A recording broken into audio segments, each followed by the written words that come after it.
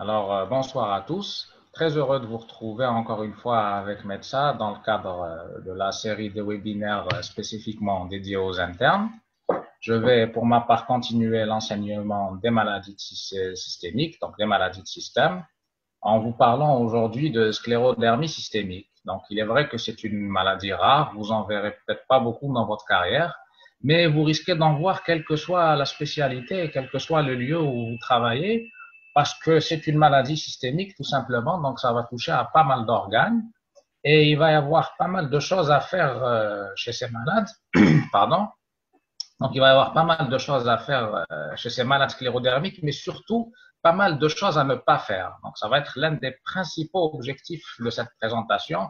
Vous allez voir qu'il est très, très facile de nuire aux malades sclérodermiques. Il va y avoir des thérapeutiques qu'on peut utiliser couramment chez beaucoup de malades qui peuvent gravement nuire aux malades sclérodermiques. Donc, ça va être le principal objectif de notre présentation, comment ne pas nuire à ces malades. Alors, contrairement aux autres maladies systémiques où le diagnostic peut être parfois ardu et difficile, pour ce qui est de la sclérodermie, vous allez voir que le diagnostic est très très facile. Il suffit de regarder les malades. C'est un diagnostic qu'on fait à l'inspection.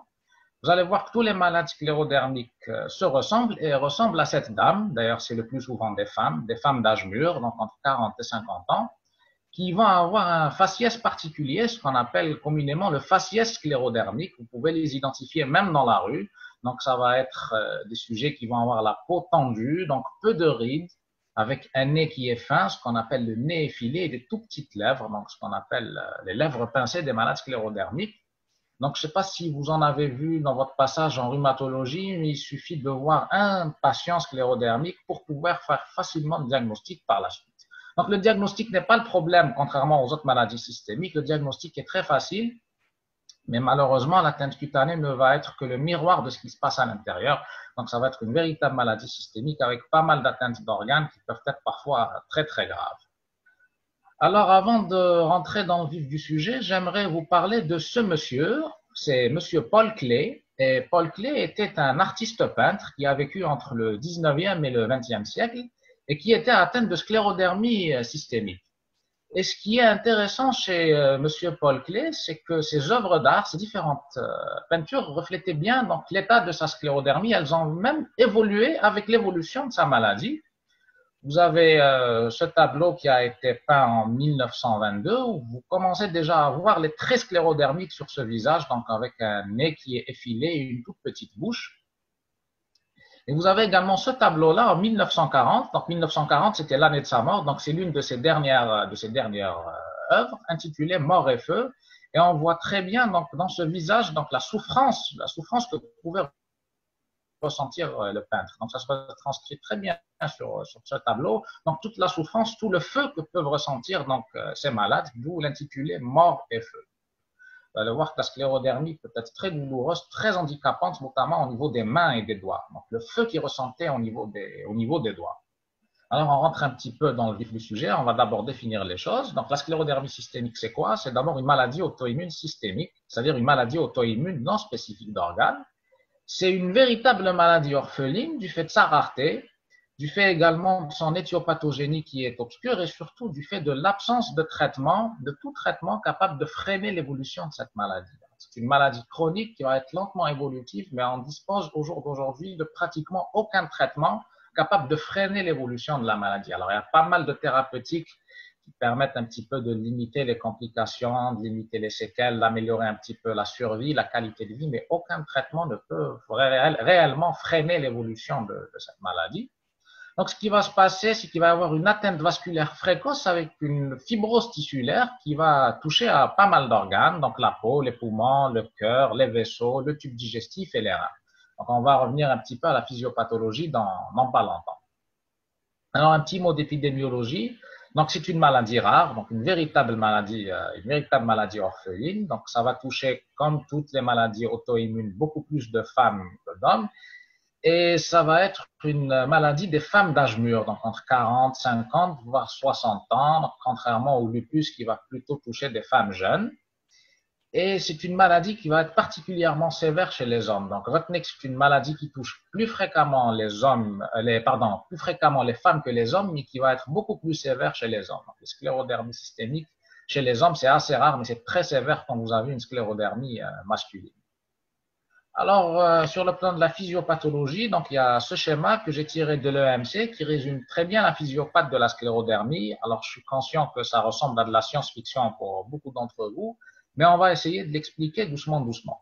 Alors, tout d'abord, pour le déclenchement de la maladie, vous avez les deux fameux impératifs, donc obligatoires, que vous avez dans la majorité des maladies systémiques. Vous avez les deux facteurs principaux, donc les facteurs génétiques et les facteurs d'environnement. C'est-à-dire que cette maladie va survenir chez des sujets qui sont génétiquement prédisposés et qui va être déclenchée suite à l'exposition de certains facteurs d'environnement, parmi lesquels vous avez la silice. Il y a un syndrome où il y a l'association silicose-sclérodermie, ça s'appelle syndrome d'Erasmus. Donc, il va y avoir des sujets qui sont génétiquement prédisposés, qui vont s'exposer à certains facteurs d'environnement, ce qui fait que la maladie va être déclenchée.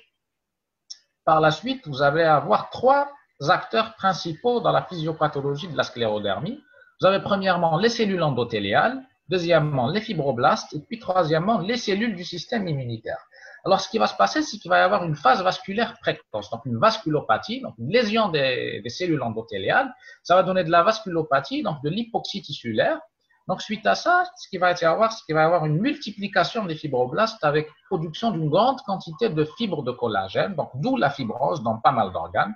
Et puis, enfin, vous avez les cellules immunitaires qui vont participer dans différentes étapes de la maladie à la genèse des lésions tissulaires. Donc, rappelez-vous, lésion des cellules endothéliales, phase vasculaire précoce avec hypoxie, par la suite, multiplication des fibroblastes avec production d'une grande quantité de collagène, donc la fibrose, et les cellules immunitaires qui sont là à chaque fois pour les lésions tissulaires.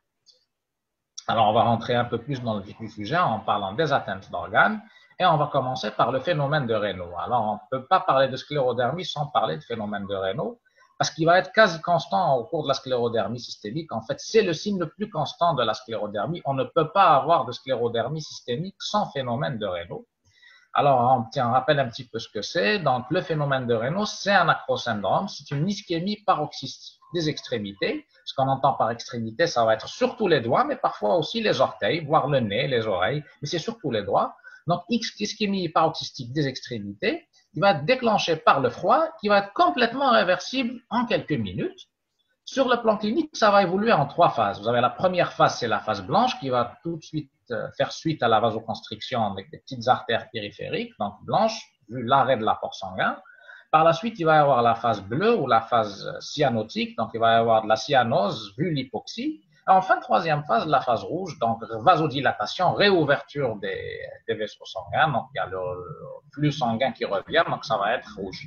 Donc trois phases, blanche, bleue, puis rouge, dans cet ordre. Et donc, c'est un diagnostic qui est clinique, un diagnostic d'interrogatoire. Donc, il suffit d'interroger les malades. Lorsqu'on ne le constate pas, bien sûr, il faut interroger les malades et faire ressortir ces trois phases. Alors, on dit que pour faire le diagnostic, 2 couleurs sur 3 suffisent. Donc, à l'interrogatoire, si le malade reconnaît 2 phases sur 3, donc ça suffit pour faire le diagnostic. Alors, ce phénomène de Raynaud, il est quasi constant, comme je vous l'ai dit, ça va être le premier signe de la maladie. Il va précéder les autres signes de la sclérodermie de plusieurs mois, voire parfois de plusieurs années avant. Et c'est un phénomène de Raynaud qui va être particulièrement sévère. Alors, je pense que vous le savez tous, le Raynaud n'est pas spécifique de la sclérodermie, ça peut se voir dans différentes situations, maladies systémiques, même si c'est des sujets normaux, ce qu'on appelle la maladie de Raynaud d'ailleurs. Mais au cours de la sclérodermie, la particularité, c'est que le Raynaud va être particulièrement sévère parce qu'il va entraîner une fois sur deux, donc chez un malade sur deux, des troubles trophiques, donc des ulcérations digitales, voire des amputations digitales. Donc, voici en image donc, le phénomène de Raynaud avec ces trois phases. Donc, vous avez d'abord la phase blanche, donc suite à la vasoconstriction. Ensuite, vous avez la phase bleue, donc la cyanose par hypoxie, puis la phase rouge, donc la vasodilatation. Alors, on a parlé de phénomène de Raynaud, on a dit que c'était sévère, que ça pouvait donner des troubles trophiques, et ça, c'est assez caractéristique de la sclérodermie. Donc, le Raynaud est tellement sévère, donc l'ischémie est tellement sévère qu'elle va être responsable de troubles trophiques, donc des ulcérations, des nécroses digitales, voire des auto-amputations, donc des doigts qui vont tomber tout seuls. Ce que vous voyez sur cette radiologie, donc les dernières phalanges des doigts qui sont comme grignotées, c'est dû à l'ischémie, de la nécrose. Alors, après le Raynaud, le deuxième signe cardinal, ça va être la sclérose cutanée, donc comme son nom l'indique, sclérodermie. Alors, c'est un signe cardinal parce qu'il va permettre à lui seul de faire le diagnostic de la sclérodermie systémique. Donc, la sclérose cutanée, donc elle est assez caractéristique, il suffit de la voir pour poser le diagnostic de la sclérodermie, mais il faut savoir qu'elle est parfois absente, il y a d'authentiques sclérodermies systémiques sans sclérose cutanée, ce qu'on appelle les sclérodermies sin scléroderma. En fait, c'est des malades qui vont faire un phénomène de Raynaud, des manifestations systémiques, le bilan d'auto-immunité, mais qui ne vont jamais développer de sclérose cutanée. Ça s'appelle les formes sin scléroderma, mais c'est assez rare. Le plus souvent, donc, la sclérose cutanée est présente. Alors, ce qui va se passer, c'est que la peau va devenir indurée, elle va être très, très difficile, voire impossible à plisser entre deux doigts. Donc, lorsqu'on essaye de plisser la peau entre deux doigts, donc c'est quasiment impossible. C'est une peau qui est cartonnée. Et le début de cette sclérose cutanée se fait toujours au niveau des doigts. Donc ça, c'est systématique, c'est constant. La sclérose débute toujours au niveau des doigts, parfois au niveau des orteils, mais toujours au niveau des doigts, ce qu'on appelle la sclérodactylie. Ensuite, il va y avoir une extension centripète, c'est-à-dire que cette sclérose va remonter donc au-dessus des doigts, donc les mains, les avant-bras, les bras, etc. Même chose pour les orteils, pieds, jambes, etc. Mais ça débute toujours au niveau des extrémités, au niveau des doigts, et ça remonte plus ou moins haut. Et selon le degré d'extension ou le degré de remontée, si vous me permettez le terme, de cette sclérose cutanée, on va individualiser deux types de sclérodermie systémique, ce qu'on appelle les formes diffuses et les formes limitées.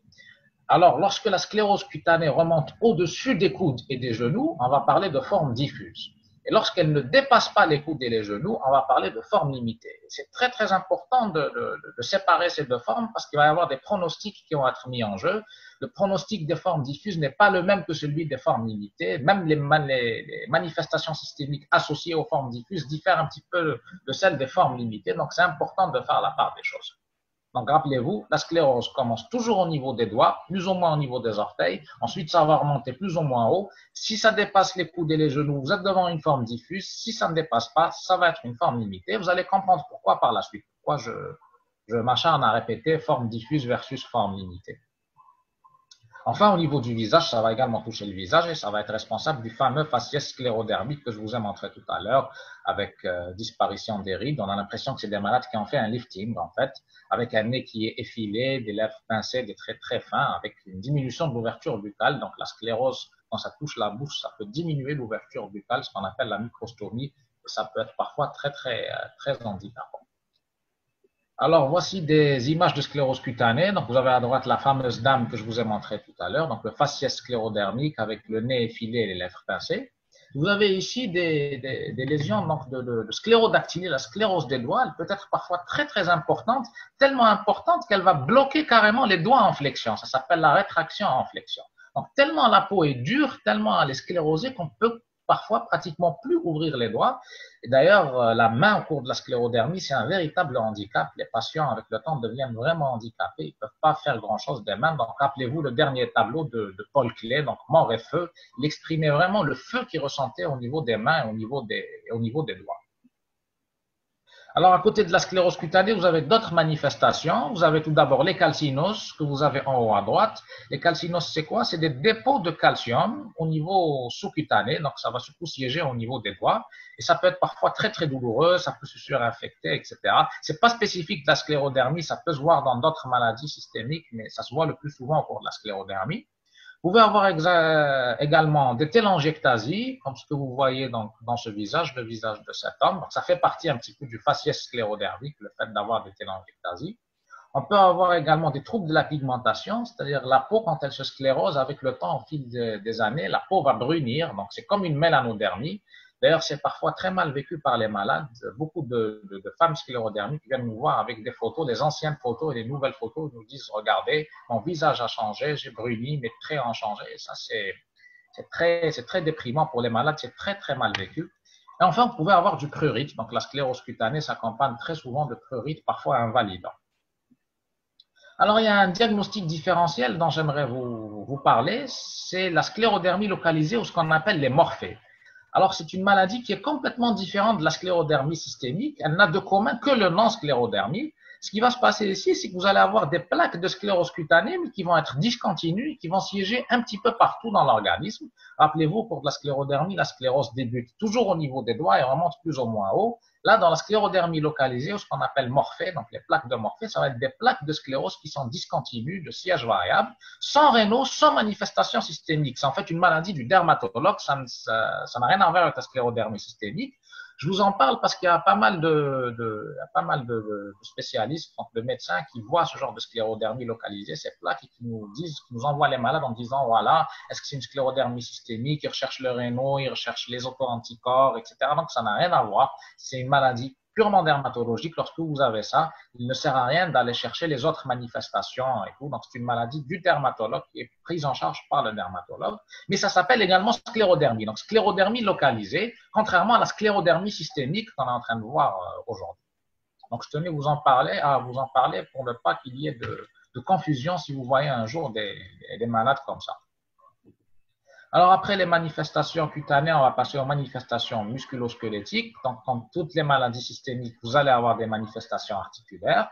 Donc, ça va être des arthralgies doigts inflammatoires, donc qui réveillent le malade dans la deuxième partie de la nuit avec un dérouillage matinal prolongé. Alors, ça va surtout concerner les poignets et les mains, un petit peu comme la polyarthrite rhumatoïde. Vous pouvez avoir également des arthrites, donc oligo ou polyarthrite, ça va encore toucher les petites articulations, mais contrairement à la polyarthrite rhumatoïde, ça va être des arthrites qui ne sont pas destructrices, donc la sclérodermie ne détruit pas les articulations, mais vous pouvez avoir des déformations par contre au niveau des doigts, et ça c'est plus dû à l'intrication avec les manifestations cutanées, avec la sclérose cutanée, la sclérodactylie. Rappelez-vous la photo que je vous ai montrée tout à l'heure, donc la sclérose cutanée qui est tellement importante qu'elle bloque les doigts en flexion. Donc on a l'impression que c'est des déformations articulaires, mais en fait c'est plus la sclérose cutanée. Retenez que l'atteinte articulaire ne détruit pas dans la sclérodermie, contrairement à la polyarthrite rhumatoïde.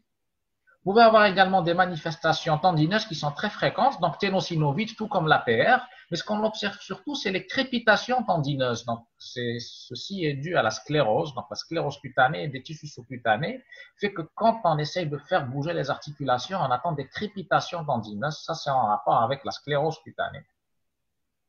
Enfin, vous pouvez avoir des manifestations musculaires, type myalgie, voire des myosites vraies, ce qu'on appelle les scléromyosites, sclérodermie avec myosite. Myosite, c'est-à-dire inflammation et destruction musculaire. Donc, vous allez avoir un déficit musculaire avec élévation des enzymes musculaires. Donc, c'est des situations assez compliquées à traiter. Il faut savoir que ça existe. Vous pouvez avoir des myosites au cours de la sclérodermie, mais retenez que c'est surtout les arthralgies et les arthrites qui ne sont pas destructrices. Malgré cet aspect-là, donc je vous remontre cette image, donc on a l'impression que c'est des déformations articulaires, mais en fait c'est lié à la sclérose cutanée, donc la peau qui s'épaissit, qui fait que les doigts ne peuvent plus s'ouvrir. Donc c'est un petit peu l'intrication des manifestations cutanées et articulaires, et c'est encore une fois une source de handicap très très importante pour les malades de sclérodermie. Alors après les manifestations cutanées et musculosquelettiques, on va passer aux manifestations respiratoires. Alors les manifestations respiratoires, c'est les plus graves, c'est ceux qui vont être responsables de la mortalité chez les malades sclérodermiques. Alors vous avez deux manifestations respiratoires, vous avez les pneumopathies interstitielles diffuses et l'hypertension artérielle pulmonaire. On va essayer de les développer un petit peu. On va commencer par la pneumopathie interstitielle diffuse sclérodermique. Alors, il faut savoir qu'elle est fréquente, très fréquente, à peu près un malade sur deux. Et elle est grave parce que ça va être la première cause de mortalité chez les malades sclérodermiques. Elle va concerner beaucoup plus les formes cutanées diffuses que les formes limitées. Rappelez-vous, je vous avais dit tout à l'heure de faire le distinguo entre forme limitée et forme diffuse par rapport à la sclérose cutanée, par rapport au fait que la sclérose dépasse ou non les coudes et les genoux. Je vous avais dit qu'il y avait des implications pronostiques, donc voici une implication pronostique. Donc ça va être les patients qui ont des formes cutanées diffuses qui vont être le plus à risque de développer les pneumopathies interstitielles. C'est quand même la première cause de mortalité, donc ce n'est pas rien. Sur le plan clinique, donc rien de bien spécifique, tout comme les autres maladies, comme les autres causes de PID, ça va être de la toux, de la dyspnée d'effort. Lorsque vous auscultez, vous allez avoir de fins râles crépitants inspiratoires au niveau des bases. Si vous vous amusez à faire des EFR, d'ailleurs il faut faire des EFR, vous allez trouver un syndrome restrictif avec surtout baisse de la DLCO. Donc DLCO, c'est la capacité de diffusion du CO. Donc ça, c'est vraiment un paramètre très sensible. Ça va être le premier paramètre à baisser au cours de la sclérodermie. Donc la baisse de la DLCO est très très précoce lorsque vous avez une pneumopathie interstitielle diffuse. La TDM thoracique est l'examen clé dans le diagnostic de la pneumopathie interstitielle diffuse. Donc les lésions vont débuter au niveau des bases et elles vont lentement évoluer au cours des années vers les sommets jusqu'à toucher l'ensemble du poumon. Alors, sur le plan lésionnel, vous allez avoir deux types de lésions. Vous avez les lésions en verre dépoli, donc le fameux verre dépoli dont on parle actuellement pour le COVID-19. Donc, entre parenthèses, il faut savoir que le COVID est loin d'être la seule cause de verre dépoli. Donc, il y a mille et une pathologies qui peuvent donner du verre dépoli, parmi laquelle vous avez la sclérodermie. Et vous avez autre type de lésions, c'est les lésions en rayon de miel. Alors, les lésions verres dépoli traduisent des lésions fraîches ou des lésions actives, alors que le rayon de miel, ça va être plus de la fibrose. Alors, ce qui va se passer, c'est que vous avez au début de la maladie du verre dépoli, donc des lésions actives, puis si vous laissez traîner les choses, si on ne traite pas, ça va évoluer vers la fibrose, donc le verre dépoli va disparaître pour laisser place aux images en rayon de miel. Vous allez voir ça tout de suite sur des images. Enfin, l'évolution, comme je vous l'ai dit, est lente. Donc, la plupart du temps, la PID sclérodermique, la pneumopathie interstitielle diffuse sclérodermique évolue lentement, très lentement, mais sûrement vers la fibrose. Mais il existe des cas où ça évolue très rapidement. Donc, j'ai eu une malade, au cours de mes 5 années de résidence, qui a fibrosé en une année. C'était spectaculaire. Donc, entre mars 2015 et mars 2016, elle avait carrément fibrosé tout son poumon. Elle est d'ailleurs décédée de sa fibrose pulmonaire, mais d'une manière générale, les malades fibrosent très très lentement, c'est sur plusieurs années, 10 ans et 20 ans d'évolution, et ça évolue vers la fibrose avec ses propres complications, donc insuffisance respiratoire chronique, cœur pulmonaire chronique, etc. D'où l'intérêt de faire un dépistage annuel de cette myopathie interstitielle diffuse. Alors, comme je vous avais dit, c'est quelque chose de très fréquent, c'est à peu près un malade sur deux, et c'est grave. Donc, une fois par an, chez tous les malades sclérodermiques, il faut penser à dépister la myopathie interstitielle diffuse par des EFR. Donc, rappelez-vous, le DLCO, c'est le premier paramètre qui baisse au cours de la myopathie interstitielle diffuse. Alors, ce qu'on fait en général, lorsqu'on voit un sclérodermique pour la première fois, lorsqu'on fait le diagnostic, on demande la TDM thoracique à la recherche d'une myopathie interstitielle diffuse. Après, s'il n'y a pas de pneumopathie interstitielle, une fois par an, on demande des EFR de dépistage par rapport à la DLCO. On ne va pas irradier le malade tous les ans, on ne fait pas de scanner tous les ans pour les malades, mais on va plutôt dépister par l'EFR. Après, si l'EFR est pathologique, on ira bien sûr vers le scanner. Alors, voici des images de pneumopathie interstitielle diffuse. Alors, ce que vous avez à gauche, c'est les images en verre dépoli. Le verre dépoli, c'est une petite augmentation de la densité du parenchyme pulmonaire. En fait, le parenchyme va devenir un petit peu moins noir, il va devenir gris, donc c'est comme du verre dépoli, doucement. Et ce que vous avez à droite, ça va être les lésions en rayon de miel. Donc, rayon de miel ou nid d'abeille, ça ressemble à la ruche, donc la ruche des abeilles, là où il y a le miel, tout ça, et ça traduit de la fibrose. Donc, rappelez-vous, verre dépoli, c'est des lésions actives, c'est le début de la maladie. Rayon de miel, c'est le fibrose, c'est la fibrose, c'est la fin de l'évolution. Alors, je vous avais parlé des manifestations respiratoires, donc on avait parlé de la pneumopathie interstitielle diffuse. Maintenant, on va parler de l'hypertension artérielle pulmonaire. Alors, l'hypertension artérielle pulmonaire, c'est encore plus grave. Ça a une définition hémodynamique. Je ne vais pas trop rentrer dans les détails parce que l'HTAP, c'est un petit peu une spécialité actuellement. Donc, il faut savoir que sa définition est hémodynamique. Ça va être défini par l'élévation des pressions au niveau de la circulation pulmonaire, donc la petite circulation, ce qui sous-entend obligatoirement un cathétérisme cardiaque droit parce qu'au jour d'aujourd'hui encore, le seul moyen de mesurer avec précision, je dis bien avec précision, les pressions au niveau de la circulation pulmonaire, c'est le cathétérisme cardiaque droit. Donc, quand on parle d'HTAP, pour confirmer le diagnostic, mettez dans votre tête que c'est obligé de faire le cathétérisme cardiaque droit. D'ailleurs, si vous avez ça dans un QCM, donc pour les internes, donc diagnostic de certitude de l'HTAP, c'est cathétérisme cardiaque droit. Donc, ça peut tomber, donc on ne sait jamais. Donc, rappelez-vous que la définition est hémodynamique, c'est l'élévation des pressions au niveau de la circulation pulmonaire et que ça sous-entend obligatoirement un cathé cardiaque droit. Alors, ça va toucher fort heureusement que 10% des sclérodermiques parce que le pronostic est très sombre, c'est mortel à très très court terme. Alors, contrairement à la pneumopathie interstitielle diffuse, l'HTAP va plutôt concerner les malades qui font des formes limitées. Alors, c'est pas obligatoire, vous pouvez avoir des formes diffuses qui font de l'HTAP, mais le plus souvent, ça va être des formes cutanées limitées. D'où, encore une fois, l'intérêt de faire la distinction entre forme limitée et forme diffuse. Donc, rappelez-vous, les formes diffuses vont plus faire des pneumopathies interstitielles diffuses et les formes limitées vont plutôt faire de l'HTAP, mais c'est pas systématique. Vous pouvez avoir des formes limitées avec PID, des formes diffuses avec HTAP et inversement. Alors, ce qui va se passer sur le plan physiopathologique, je vais faire un petit peu la physiopathe pour comprendre comment traiter l'HTAP sclérodermique par la suite. Ce qui va se passer, c'est qu'il va y avoir une vasoconstriction artériolaire, donc comme ce qui se passe pour le phénomène de Raynaud, avec à la longue un remodelage vasculaire, va par la suite participer donc l'inflammation et l'immunité. Donc, tout ça va donner une augmentation des résistances vasculaires pulmonaires. Et qui dit augmentation des résistances vasculaires pulmonaires, dit augmentation de la charge du ventricule droit. Donc, c'est de l'anatomie de base. Vous savez que le ventricule droit est relié à la circulation pulmonaire par l'artère pulmonaire. Donc, lorsque vous avez une augmentation des pressions au niveau de la circulation pulmonaire, ça va retentir sur le cœur droit. Le cœur droit va plus travailler, donc il va avoir de la post-charge qui est plus importante, et ça va aboutir à la longue à de l'insuffisance cardiaque droite. Enfin, comme je vous l'ai dit, le pronostic est sombre. Fort heureusement, seulement 10% des sclérodermiques font de la HTAP parce que c'est sombre, c'est très, très mortel. Alors, sur le plan clinique, comment on va reconnaître cette hypertension artérielle pulmonaire? Donc, les premiers signes, ça va être tout bêtement de l'asthénie et de la dyspnée d'effort. Après, dans les formes les plus avancées, vous pouvez faire de l'hémoptysie, de l'angor, des syncopes. Lorsqu'on ausculte, pour ceux qui se souviennent de la sémiologie, ça va être un éclat de B2 au foyer pulmonaire. Et dans les formes les plus avancées, lorsque le cœur droit fatigue, ça va être des signes d'insuffisance cardiaque droite, donc tout ce qui est œdème des membres inférieurs, hépatomégalie, reflux hépatojugulaire, turgescence des jugulaires, artères, etc. Mais ça, c'est vraiment les stades tardifs. Donc, c'est les HTAP qui traînent, qui ont retenti sur le ventricule droit. Enfin, il faut savoir que l'échocardiographie est un examen de dépistage. Rappelez-vous ce que je vous avais dit tout à l'heure. Donc, la mesure précise des pressions se fait par le cathé cardiaque droit, mais on ne va pas faire de cathé chez tout le monde. On va d'abord dépister par l'échocardiographie parce que l'échocardio va vous permettre d'estimer à peu près, de calculer à peu près, si vous voulez, les pressions au niveau de la circulation pulmonaire. Donc, évaluer la fameuse PAPS, la pression artérielle pulmonaire systolique. Et une fois que vous avez une certaine probabilité, lorsque vous trouvez des chiffres qui font plutôt peur, qui sont plutôt pour de la HTAP, vous allez aller confirmer par le cathé cardiaque droit. Donc, rappelez-vous, l'échocardiographie est un examen de dépistage, ça va vous permettre d'évaluer à peu près les pressions. Et lorsque vous avez un doute, vous confirmez par le cathétérisme cardiaque droit. Et si on vous pose la question, comment faire le diagnostic positif d'hypertension artérielle pulmonaire, quelle que soit sa cause, d'ailleurs, ça va être le cathétérisme cardiaque droit.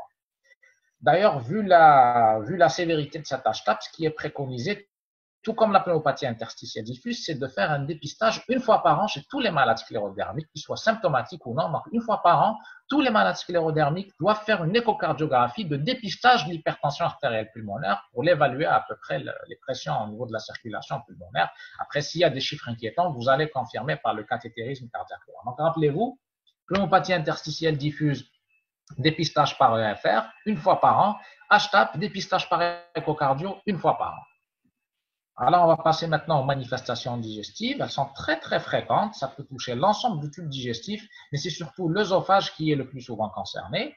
Alors, ce qui va se passer, c'est que vous allez avoir une hypotonie du sphincter inférieur de l'œsophage avec des troubles moteurs du bas œsophage. Donc, ceci va aboutir à un reflux gastro-œsophagien très, très sévère et qui peut se compliquer très rapidement. Donc, œsophagite peptique, sténose, endobrachie, œsophage, etc. Donc, c'est quelque chose de très fréquent chez les malades sclérodermiques et qu'il va encore une fois falloir dépister. Donc, l'examen de dépistage, c'est la manométrie œsophagienne. Donc, ça va évaluer les pressions au niveau du sphincter inférieur de l'œsophage. Donc, ça doit être dépisté chez tous les malades sclérodermiques au diagnostic et puis dès qu'il y a des symptômes de RGO. Après, vous avez des atteintes de l'estomac. Donc, comme pour l'œsophage, vous allez avoir des troubles moteurs de l'estomac, donc ça va donner de la gastroparésie.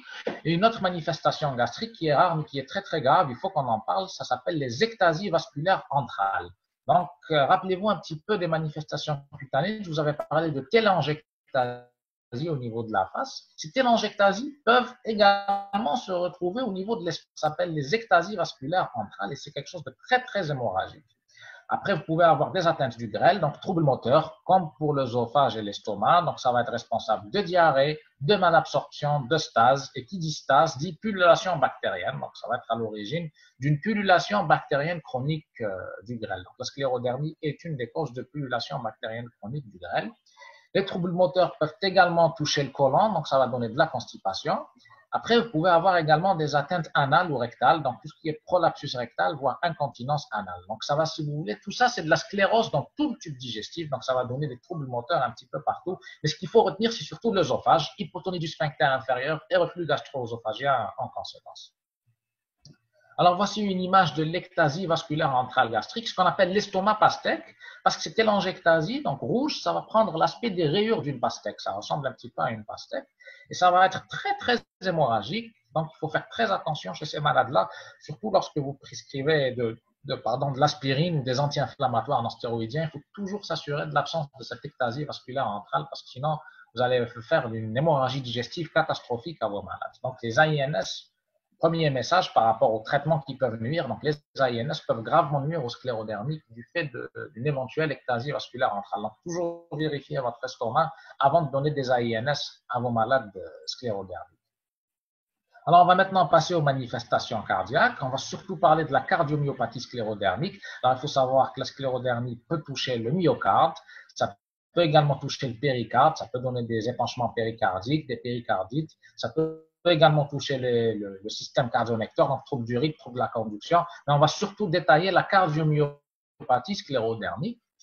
Alors, on va parler d'abord de physiopathologie pour comprendre un petit peu les choses et surtout comprendre le traitement par la suite de la cardiomyopathie sclérodermique.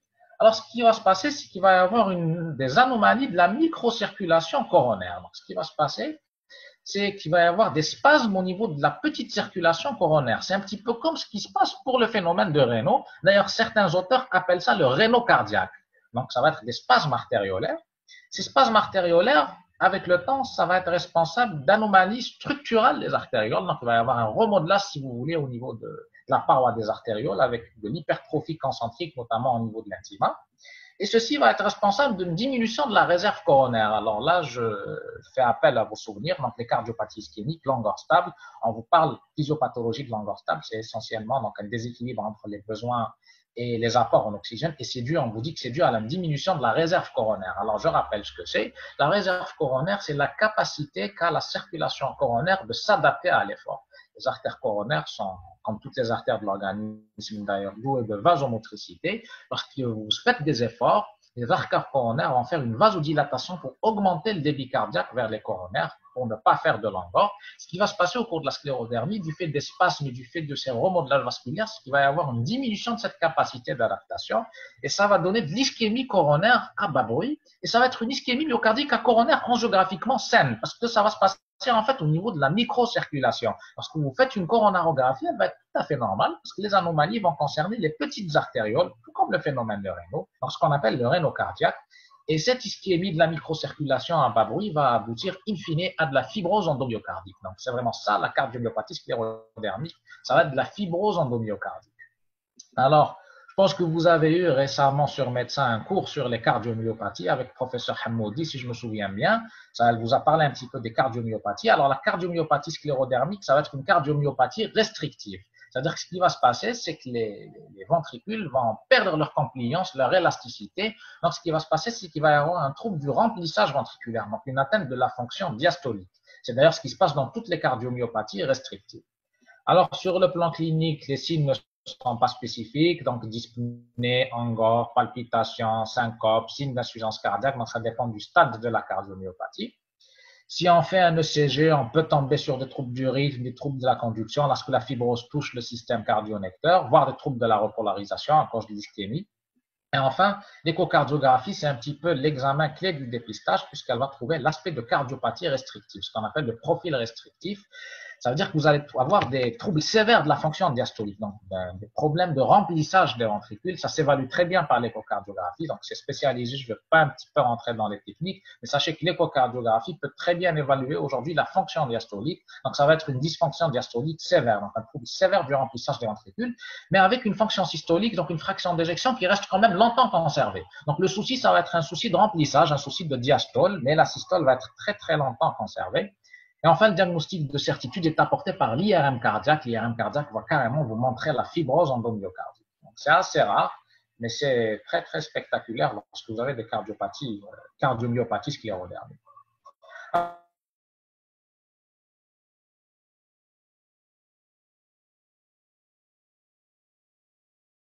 Alors, chronique, insidieuse, que ça se développe à bas bruit, etc., que ça évolue longtemps vers l'insuffisance rénale. Dans la crise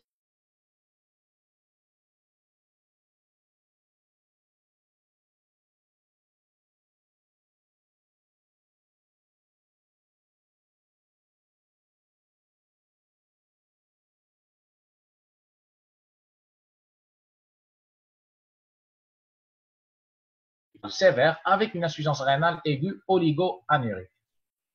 Alors, c'est un événement rare, fort heureusement, mais très très grave. D'abord, vous avez la poussée hypertensive qui est très très sévère et qui peut donner des défaillances d'organes.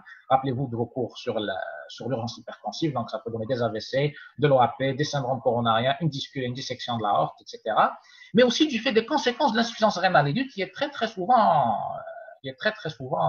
grave et qui nécessite de l'épuration extra-rénale, le plus souvent de façon temporaire, fort heureusement. Alors, encore une fois, la crise rénale sclérodermique va, comme la pneumopathie interstitielle diffuse, le plus souvent s'observer au cours des formes cutanées diffuses. Donc, autre élément en faveur de la distinction entre les formes cutanées limitées et formes cutanées diffuses. Donc, les crises rénales vont se voir plus dans les formes cutanées diffuses. Enfin, s'il y a bien une chose que vous devez retenir dans toute cette présentation, c'est ce dernier point en rouge. Le principal facteur de risque de crise rénale sclérodermique, ça va être la prise de corticoïdes. Donc, s'il vous plaît, ne retenez qu'une seule chose de cette présentation. Ne donnez pas de corticoïdes aux malades sclérodermiques. C'est vrai que c'est une maladie systémique. La plupart des maladies systémiques sont traitées par les corticoïdes, mais au cours de la sclérodermie, évitez au maximum de donner les corticoïdes parce que ça va déclencher des crises rénales. Alors, lorsque vous avez la main forcée, donc des fois on est obligé, pour une raison ou une autre, de mettre une corticothérapie, ça va être toujours une petite dose, c'est-à-dire toujours inférieure à 15 mg par jour de prédnisone et pour la durée la plus courte possible. Donc, s'il vous plaît, pas de corticoïdes, évitez au maximum les corticoïdes chez les malades sclérodermiques pour ne pas avoir à gérer cette crise rénale sclérodermique. Donc, s'il y a bien un message à retenir dans toute cette présentation, c'est ça. Ne donnez pas de corticoïdes aux malades sclérodermiques. Alors, je voulais aussi vous parler de l'atteinte de la main. Donc, je ne vais rien dire de nouveau par rapport à ce que j'ai dit avant. Donc, la sclérodermie est une maladie véritablement handicapante pour les mains du fait des différentes atteintes d'organes. Vous avez d'abord la sclérodactylie, la fameuse rétraction, blocage en flexion des doigts. Vous avez le phénomène de Raynaud sévère qui va donner des ulcérations, voire des amputations digitales. Vous avez les calcinoses, donc les fameux dépôts de calcium sous-cutané qui siègent surtout au niveau des doigts. Vous avez les arthralgies et les arthrites qui siègent le plus souvent au niveau des poignets et des petites articulations de la main. Et enfin, vous avez la tête tendineuse. Donc, tous ces facteurs-là vont participer au handicap de la main. Donc, rappelez-vous, Paul Klee, le feu qu'il ressentait au niveau de la main, donc dans sa dernière fois. Donc, tout ça participe au handicap de la sclérodermie. Donc, l'atteinte de la main en cours de la sclérodermie systémique, c'est vraiment... Alors là, je vais vous parler de formes cliniques particulières. Donc, c'est pas très important d'individualiser ces différents syndromes, mais c'est des trucs hyper tombables au résidana. Donc, je vais en parler un petit peu. Alors, vous avez le syndrome CREST. C'est une ancienne dénomination. On n'utilise plus ça actuellement parce que ça n'a aucun intérêt, en fait, dans le diagnostic. CREST, c'est un acronyme pour dire calcinose, Raynaud, œsophage, sclérodactylie et télangiectasie. Sachez qu'en pratique, il n'y a aucun intérêt de regrouper ces symptômes en syndrome. Ça reste une sclérodermie, mais c'est des choses hyper tombables, donc j'en parle un petit peu par rapport au résidana. La même chose, vous avez le syndrome RACAN. Donc, RACAN, c'est encore un acronyme pour dire Raynaud, nécrose digitale et anticorps anticentromères. Vous allez voir tout de suite, bilan d'auto-immunité, les anticentromères font partie des anticorps qu'on retrouve au cours de la sclérodermie. Enfin, troisième syndrome qui est cette fois important, c'est le syndrome de Reynolds. C'est l'association de sclérodermie et de cirrhose biliaire primitive. Donc, comme vous le savez tous, les maladies auto-immunes s'associent entre elles et on a remarqué au cours de la sclérodermie qu'il y avait une association assez fréquente avec la cirrhose biliaire primitive, ça s'appelle le syndrome de Reynolds. Et là, il va y avoir un intérêt de connaître ce syndrome parce que l'association est assez fréquente et il faut aller dépister cette cirrhose biliaire primitive. Il faut faire de temps en temps un bilan hépatique chez vos patients sclérodermiques à la recherche d'une cholestase qui pourrait vous orienter vers une cirrhose biliaire primitive. Donc, c'est vraiment quelque chose qu'il faut connaître, Reynolds, donc sclérodermie et cirrhose biliaire primitive. Alors, on ne peut pas parler de sclérodermie sans parler de capillaroscopie périunguéale. Donc, la capillaroscopie, pour ceux qui ne savent pas ce que c'est, donc c'est un examen paraclinique simple qui nous permet d'étudier les capillaires sanguins du pourtour de l'angle grâce à un microscope qu'on appelle le capillaroscope. On les étudie en fait au niveau du pourtour de l'angle parce qu'ils sont tout simplement bien visibles à cet endroit-là. Donc, les capillaires, comme vous le savez, on en a partout, mais dans le pourtour de l'angle, au niveau des doigts et même des orteils, ça se voit particulièrement bien par le capillaroscope. C'est un examen en fait à faire devant tout phénomène de Raynaud à la recherche de ce qu'on appelle une microangiopathie organique. Alors là, je vais ouvrir une petite parenthèse pour le Raynaud. Le phénomène de Raynaud, vous avez ce qu'on appelle le phénomène de Raynaud primitif ou maladie de Raynaud. Ça va être un Raynaud qui est gentil, qui est isolé, qui n'est pas accompagné de maladies sous-jacentes. Et vous avez les phénomènes de Raynaud secondaires, donc qui vont être secondaires à une pathologie sous-jacente telle que la sclérodermie, le lupus ou autre. Alors, la capillaroscopie, lorsqu'on a un Raynaud, ça va nous permettre un petit peu de vous orienter vers l'étiologie, c'est-à-dire est-ce que c'est un Raynaud primitif ou Raynaud secondaire. Alors, lorsque vous avez des anomalies au niveau des capillaires sanguins, donc une microangiopathie au niveau des capillaires, vous êtes plutôt orienté vers un Raynaud secondaire et vous devez aller chercher d'ailleurs faire un diagnostic étiologique, une enquête étiologique pour voir qu'est-ce qui se cache en dessous de ce phénomène de Raynaud. Par contre, lorsque la capillaroscopie est normale, là, vous êtes plus ou moins rassuré, vous êtes plutôt dans une maladie de Raynaud, donc le Raynaud qui peut se voir chez beaucoup de gens sans qu'il y ait de maladie sous-jacente. Et pour la sclérodermie systémique, la capillaroscopie va être très très importante parce qu'il va y avoir un aspect quasi pathognomonique des capillaires, ce qu'on appelle les mégacapillaires. Donc lorsque vous avez un phénomène de Raynaud et qu'on vous demande une capillaroscopie, qu'on vous répond mégacapillaire, vous êtes pratiquement sûr que c'est une sclérodermie systémique. Mégacapillaire, c'est comme leur nom l'indique, des capillaires très volumineux et très dilatés. Vous allez voir ça tout de suite sur une image. Alors, ce que vous avez à gauche, c'est un capillaroscope, donc une espèce de loupe de microscope qui est reliée à un écran d'ordinateur, qui vous permet de regarder les capillaires au niveau du lit de l'angle. Donc, ce que vous voyez sur l'écran, ça va être des capillaires normaux avec une anse ascendante et une anse descendante. Et ce que vous avez à droite, c'est des images de mégacapillaires, donc c'est une image réelle de capillaroscopie. Et ce que vous voyez en rouge, donc les grosses touffes comme ça rougeâtres, c'est des capillaires. C'est des capillaires qui sont très gros, très dilatés, ce qu'on appelle les mégacapillaires. Donc lorsque vous avez ça, vous êtes pratiquement sûr que vous êtes devant une sclérodermie systémique.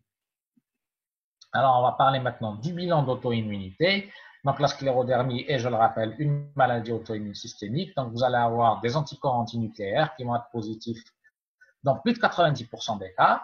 Et parmi ces anticorps antinucléaires, donc les sous-types ou les cibles antigéniques, si vous voulez, il va y avoir pas mal de cibles antigéniques, mais les deux les plus importants à connaître, ça va être les anti-SCL70 et les anti-centromères.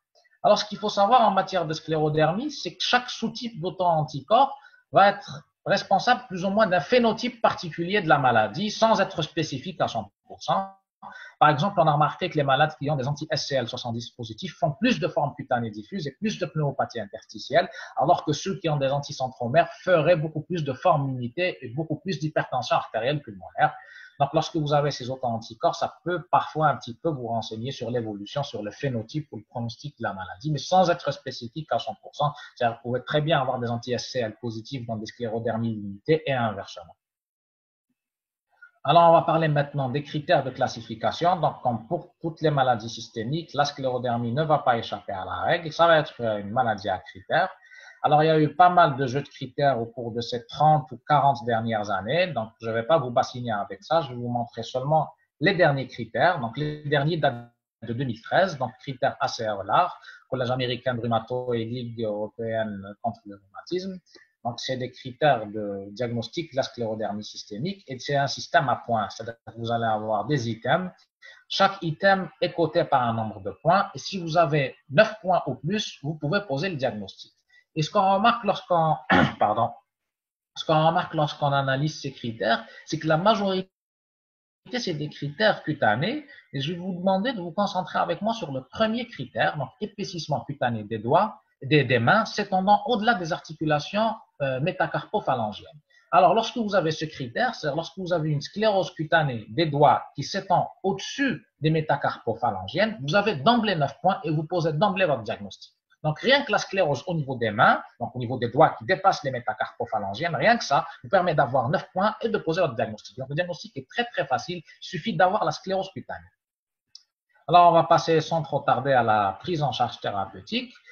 Alors, comme je vous l'ai dit, la sclérodermie systémique est une maladie chronique orpheline. Donc, orpheline, ça veut dire qu'il n'y a pas de traitement de fond.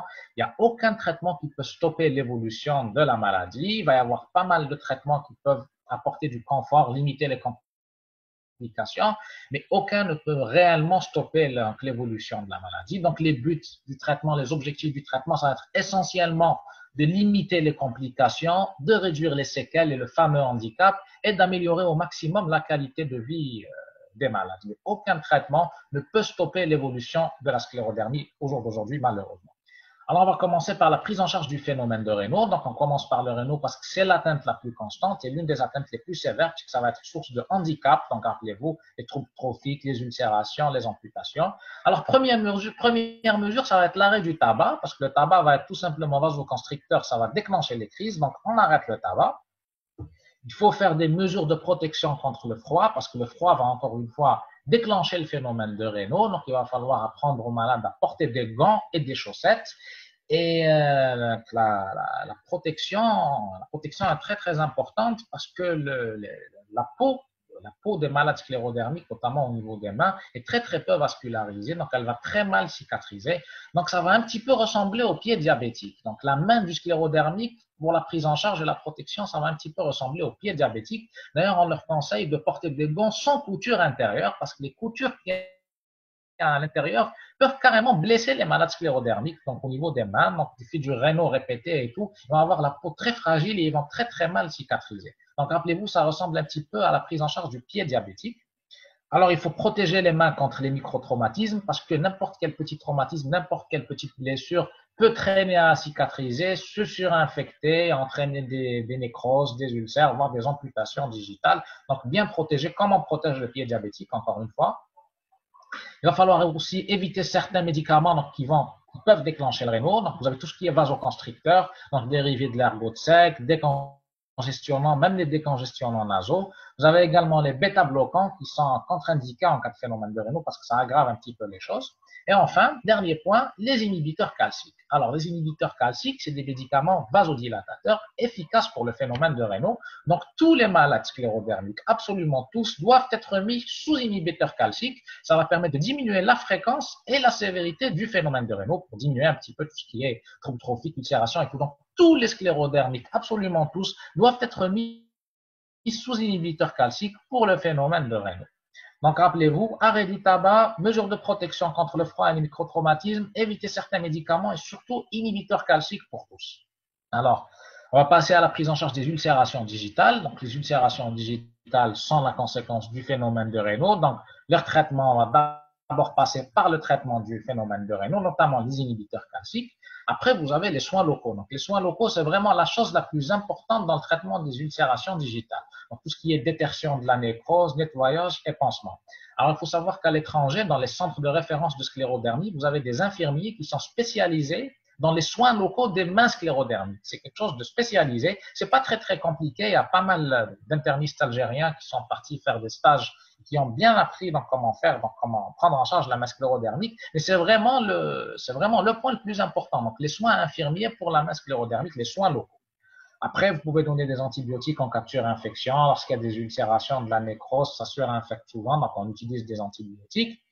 Et autre point, c'est qu'il faut au maximum éviter d'amputer les doigts des sclérodermiques parce qu'il va y avoir un souci de cicatrisation. Donc, rappelez-vous, phénomène de Raynaud, problème vasculaire, problème de cicatrisation. Donc, il faut au maximum éviter d'amputer. On doit favoriser ce qu'on appelle malheureusement l'auto-amputation, c'est-à-dire les doigts qui se nécrosent. La nécrose, ça tombe tout seul. Voilà. Il faut éviter d'opérer, il faut éviter de couper parce qu'il y a des soucis de cicatrisation par la suite, sauf en cas de force majeure, c'est-à-dire sauf si vous avez une infection, notamment une ostéite, qui est mal contrôlée par les antibiotiques, là vous êtes obligé d'amputer, mais en dehors de ça, il faut éviter d'amputer les malades, favoriser plutôt l'amputation parce que ça n'en finit pas, ça ne cicatrise jamais.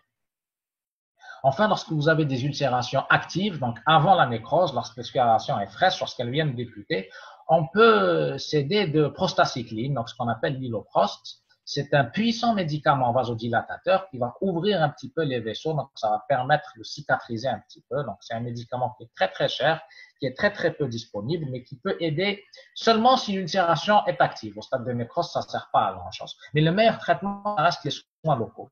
Tout ce qui est détertion, nettoyage et pansement. C'est vraiment ça qui va aider à la cicatrisation des ulcères sclérodermiques.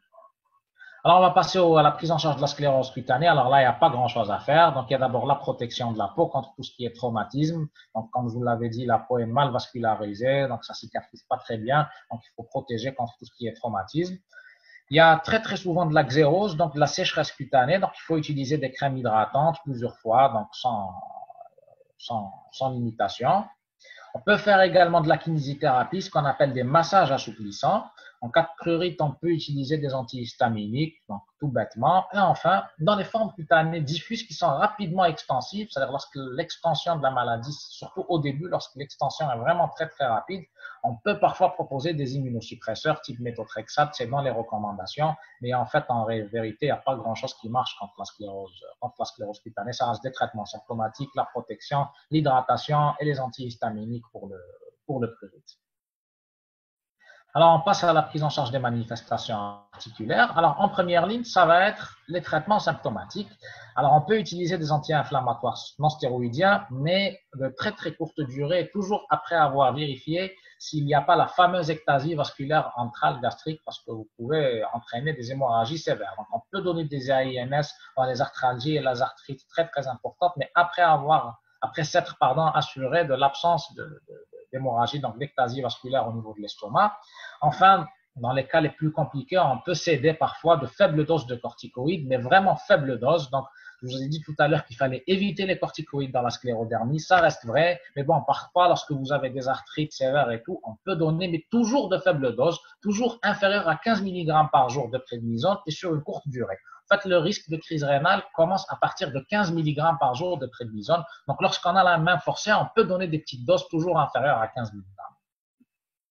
Après, si ça ne marche pas en deuxième ligne, vous pouvez faire comme la polyarthrite rhumatoïde, donc donner du méthotrexate, voire des biothérapies, donc anti-CD20, rituximab, anti-L6, tocilizumab, etc.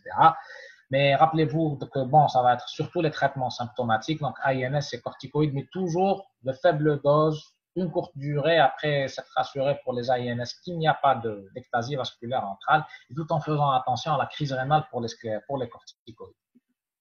Alors, on passe au traitement des manifestations digestives. Alors, je vais surtout insister sur le reflux gastro-œsophagien parce qu'il est fréquent. Donc, ça va être les règles hygiéno-diététiques, les règles posturales que vous connaissez comme pour tout reflux gastro-œsophagien. Donc, éviter de s'allonger immédiatement après un repas, surélever la tête du lit, etc. Et ce qu'on va faire sur le plan traitement, c'est qu'on va être très agressif. On va donner des IPP double dose pour tout le monde au long cours. Donc, à chaque fois que vous avez un RGO au cours de la sclérodermie, c'est IPP double dose, inhibiteur de la pompe à proton, double dose au long cours, c'est-à-dire à vie, parce que ce qu'il y a, c'est qu'il y a une hypotonie du sphincter de l'œsophage, donc le reflux ne va pas se régler tout seul. Vous êtes obligé de donner des IPP au long cours. Puis la chirurgie anti-reflux, la fundoplicature dont on vous a parlé en gastro, ne marche pas très bien au cours de la sclérodermie, c'est pas recommandé. Donc ce qui marche, c'est vraiment les IPP au long cours. Après, pour tout ce qui est gastroparésie, troubles moteurs de l'estomac, vous avez la fragmentation des repas. Vous pouvez utiliser des prokinétiques, donc dompéridone ou méthoclopramide, en faisant attention au QT. C'est des médicaments qui peuvent allonger le QT. Alors, pour ce qui est de l'ectasie vasculaire antrale gastrique, c'est quelque chose de très très grave qui peut saigner à tout moment. Donc, ça va être IPP plus traitement endoscopique obligatoire, même avant que ça saigne. Donc, on fait de la coagulation par du plasma argon ou du laser YAG. Donc, on doit traiter ça endoscopiquement, donc systématiquement dès qu'on le découvre. Alors, pour tout ce qui est atteinte intestinale, donc diarrhée, stase, pullulation bactérienne, ce qu'on va faire, c'est qu'on va donner des cures répétées d'antibiotiques pour lutter contre la pullulation bactérienne chronique. Donc, c'est tout ce qu'on peut faire. Donc, ce qu'on fait en pratique, c'est qu'on donne des cures de 7 à 10 jours d'antibiotiques une fois par mois. Donc, ça va être des cures répétées et on veille à changer d'antibiotiques à chaque fois pour ne pas qu'il y ait de résistance. Donc, on utilise tantôt de l'amoxicilline, tantôt du métronidazole, tantôt des quinolones, etc. Donc, 7 à 10 jours par mois jusqu'à ce que ça disparaisse, mais ça finit toujours par revenir parce que la stase est là, les troubles moteurs sont là, donc la sclérose est là et on ne peut rien faire. Donc, ça reste des traitements suspensifs. Enfin, pour la constipation, rien de bien spécifique. Alimentation riche en fibres et laxatifs, comme tout le monde. Enfin, pour ce qui est de l'incontinence anale, on peut faire ce qu'on appelle la rééducation par biofeedback, donc ça ne marche pas toujours. Mais retenez surtout le traitement du reflux gastro-œsophagien. Lorsque vous avez un RGO au cours de la sclérodermie, c'est règles hygiéno-diététiques et IPP double dose pour tous. Donc, retenez surtout ça, parce que ça va être l'atteinte la plus fréquente. Alors, on passe à la prise en charge de la pneumopathie interstitielle diffuse. Alors, d'abord, vous avez des mesures non spécifiques. D'abord, arrêter le tabac. Donc, comme pour toute maladie pulmonaire, il faut arrêter le tabac. Il faut rechercher et traiter activement un reflux gastro-œsophagien parce que le RGO va être un facteur aggravant de la pneumopathie interstitielle. Donc, les patients qui font du RGO vont faire des micro-inhalations d'acide, si vous voulez, au long cours, et ça va participer un petit peu aux lésions pulmonaires interstitielles. Donc, à chaque fois que vous avez une PID, il faut activement traiter le RGO pour ne pas qu'il vienne se surajouter à la pneumopathie interstitielle. Alors, vacciner les malades, vaccination antigrippale et antipneumococcique, parce que ces malades sont fragiles, la moindre infection respiratoire peut les emporter. Enfin, vous pouvez donner des immunosuppresseurs pour cette myélopathie interstitielle diffuse pour freiner un petit peu l'évolution vers ralentir, pardon, c'est pas freiner, c'est ralentir l'évolution vers la fibrose, mais uniquement si c'est évolutif. C'est-à-dire qu'on va pas traiter les malades au stade de fibrose. Au stade de début, lorsque vous avez du verre dépoli qui progresse, on peut donner des immunosuppresseurs pour ralentir seulement l'évolution vers la fibrose, mais au stade de fibrose, lorsque vous avez du rayon de miel, ça ne sert à rien. Vous allez juste mettre des immunosuppresseurs qui vont déprimer l'immunité des malades et les infecter. Donc, traitement immunosuppresseur seulement si l'atteinte est fraîche, évolutive, donc du verre dépoli, et ça va être purement suspensif, ça va être juste un ralentissement sans guérir ou sans stopper la pneumopathie interstitielle. Enfin, au stade de fibrose, vous avez les mesures non spécifiques, donc oxygénothérapie de longue durée, soins de support et transplantation pulmonaire lorsqu'on peut la faire. Alors, on va passer maintenant au traitement de l'hypertension artérielle pulmonaire. Donc, sachez que le traitement de l'hypertension artérielle pulmonaire, c'est quelque chose de très, très spécialisé. Très, très peu de services en Algérie traitent l'hypertension artérielle pulmonaire, disposent des médicaments de l'hypertension artérielle pulmonaire. J'ai eu la chance de faire mon résidenat dans un service qui traite l'hypertension artérielle pulmonaire, donc je vais pouvoir vous en parler un petit peu. Alors, d'abord, pour toute hypertension artérielle pulmonaire, quelle que soit sa cause, il y a des mesures générales à appliquer. Alors d'abord, il faut éviter les efforts intenses. Donc rappelez-vous, vous avez de la dyspnée d'effort. Donc il faut éviter que les malades fassent des efforts au-delà de leur capacité, au-delà de leur dyspnée, parce qu'ils peuvent carrément faire des syncopes. Alors il faut vacciner les malades, comme pour la PID, vaccination antigrippale et antipneumococcique. Alors ces malades-là sont plus fragiles que ceux qui ont une PID. Donc, une infection respiratoire peut parfois les tuer, tout bêtement. Une grippe peut les tuer. Donc toujours vacciner les malades. Troisième point très important, c'est que l'HTAP fait partie des contre-indications absolues, et je dis bien absolues, des grossesses. Et ça, c'est un gros problème qu'on a avec les femmes. Donc, dès que vous faites le diagnostic de l'HTAP, dès que vous confirmez ça, rappelez-vous, cathétérisme cardiaque droit, vous devez tout de suite annoncer la couleur aux femmes. Il ne faut absolument pas qu'elles tombent enceintes, parce qu'une femme enceinte, une femme qui a de l'HTAP qui tombe enceinte, c'est le décès dans plus de 90% des cas. La plupart de nos malades qu'on a eu dans le service HTAP et qui sont tombés enceintes, pour ne pas dire toutes les malades, sont décédées. Donc, c'est une contre-indication absolue. C'est même une indication à la ligature des trompes. C'est-à-dire que là, on rigole pas du tout. C'est plus la contraception hormonale, le dispositif intra-utérin et tout. HTAP, vous pouvez proposer les malades à la ligature des trompes parce que la grossesse peut tout simplement les tuer. Alors, en cas de chirurgie, l'anesthésie générale est à éviter au maximum. Donc, il faut privilégier la rachianesthésie. Enfin, en cas de voyage en altitude, donc il faut prévoir des bouteilles d'oxygène parce que, comme vous le savez, lorsqu'on voyage en altitude, donc en avion, il y a la pression partielle en oxygène qui diminue, donc toujours prévoir des bouteilles d'oxygène lorsqu'il voyage en altitude. Alors, vous avez par la suite des traitements médicamenteux et chirurgicaux de l'HTAP, donc là, on va en parler pour votre culture générale. Alors, vous avez d'abord le traitement non spécifique de l'insuffisance cardiaque droite, donc rappelez-vous, l'HTAP va à la langue retentir sur le cœur droit. Donc, au stade d'insuffisance cardiaque droite, vous allez faire le régime sans sel et les diurétiques. Après, vous avez ce qu'on appelle les traitements ciblés ou les traitements spécifiques de l'HTAP. Et là, je vous renvoie vers la physiopathologie. Donc, la physiopathologie de l'HTAP, je vous avais parlé de vasoconstriction. Le point initial, ça va être de la vasoconstriction au niveau de la circulation pulmonaire. Donc, ce qui se passe en fait, c'est qu'il va y avoir un déséquilibre entre facteurs vasoconstricteurs et vasodilatateurs de la circulation pulmonaire en faveur des vasoconstricteurs. Donc, ce qu'on va faire, c'est qu'on va un petit peu rompre cet équilibre. Donc, on va casser la vasoconstriction et favoriser la vasodilatation. Donc, on va pour cela utiliser ce qu'on appelle les antagonistes de l'endothéline, sachant que l'endothéline est un puissant vasoconstricteur au niveau de la circulation pulmonaire. Vous avez également une deuxième famille, ça s'appelle les analogues de la prostacycline. Donc, la prostacycline, c'est une prostaglandine, donc c'est un vasodilatateur. Donc, on va donner des analogues de cette prostacycline pour dilater un petit peu les vaisseaux. Et enfin, troisième famille, ça va être les inhibiteurs de la phosphodiestérase de type 5. Ça, c'est des médicaments donneurs de monoxyde d'azote. Donc, ça va faire de la vasodilatation par le biais du NO, donc du monoxyde d'azote. Et un médicament que je pense que vous connaissez tous dans cette famille, dans les inhibiteurs de la phosphodiestérase de type 5, c'est le sildenafil, donc le fameux Viagra qu'on utilise pour la dysfonction érectile. Donc, sachez que ce médicament, du fait de ses propriétés vasodilatatrices, donc il va être utilisé pour la HTAP, ça va être un très bon médicament pour l'hypertension artérielle pulmonaire.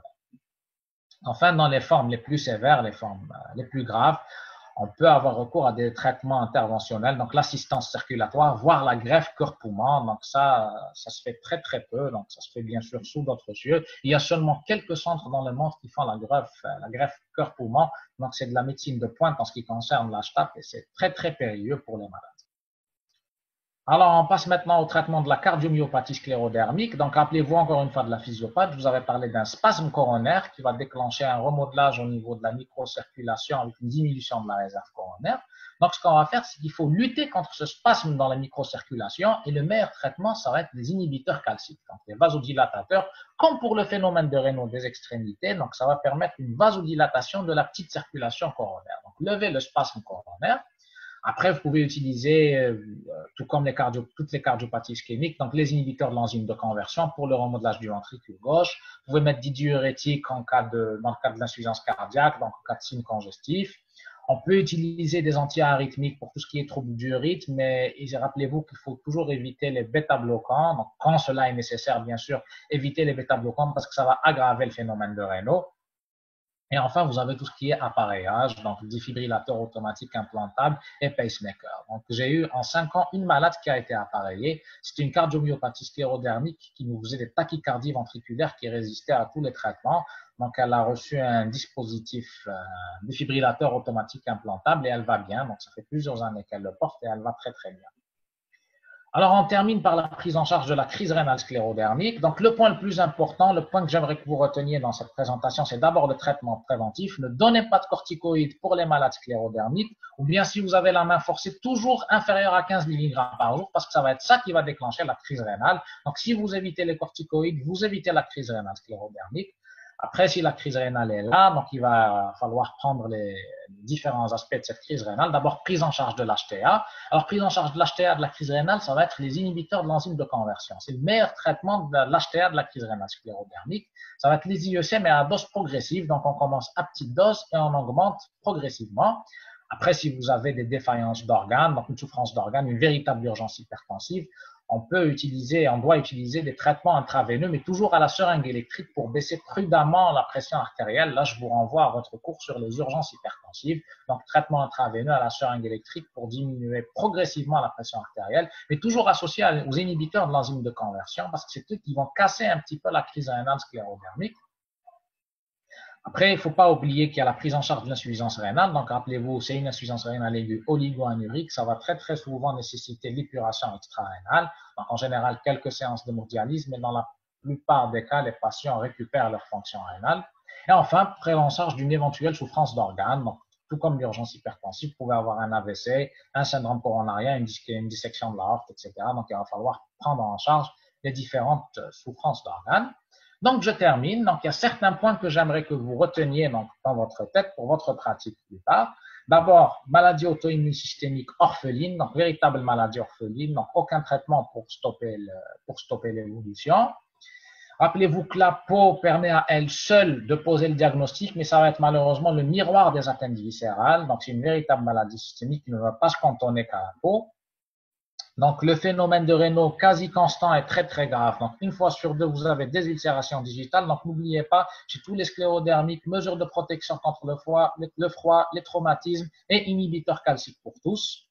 Vous avez le reflux gastro-œsophagien qui est très fréquent, donc il faut y penser, le dépister et le traiter. Donc, IPP double dose au long cours à chaque fois que vous avez un RGO. Vous avez les manifestations respiratoires, donc HTAP et pneumopathie interstitielle diffuse, qui vont être responsables de la mortalité, donc on doit systématiquement les dépister. Vous avez le risque digestif par rapport aux AINS. Faites attention à chaque fois que vous voulez prescrire des AINS, toujours vérifier s'il n'y a pas les fameuses ectasies vasculaires entrales gastriques. Enfin, dernier point, et le plus important, s'il vous plaît, ne donnez pas de corticoïdes pour les malades sclérodermiques. Corticoïdes, ça peut donner des crises rénales. Et je vous remercie de votre attention.